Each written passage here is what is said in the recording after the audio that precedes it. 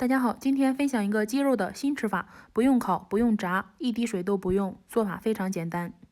碗内准备22克食用盐，加入适量的玉米淀粉，可以使鸡肉更鲜嫩。再加入味精大约6克，混合均匀。这里我准备了半只鸡，重量大约是1斤半。混合好的调料均匀地抹在鸡肉的每一寸皮肤上，用力按摩，使其充分吸收。半只鸡花了15块钱，真的是太贵了，我都怀疑卖鸡的是不是坑了我。鸡肉内层也要涂抹上调料，这样会更入味。把鸡按摩舒服了，做出的鸡肉才会好吃，所以不要偷懒哦。之后腌制40分钟。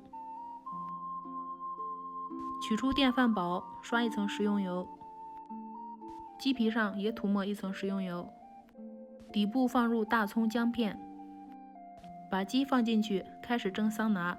却过眼神之后，盖上盖子，不要再看它了。按下煮饭键就可以了。之后打开翻面，重新按下煮饭键，让它再蒸一次桑拿。蒸2次，鸡肉鲜嫩有嚼头，喜欢烂糊的可以蒸3次。选用童子鸡，不建议使用上了年纪的各种鸡。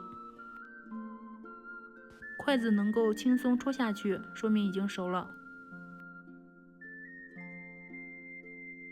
熬出的汤汁浇上去。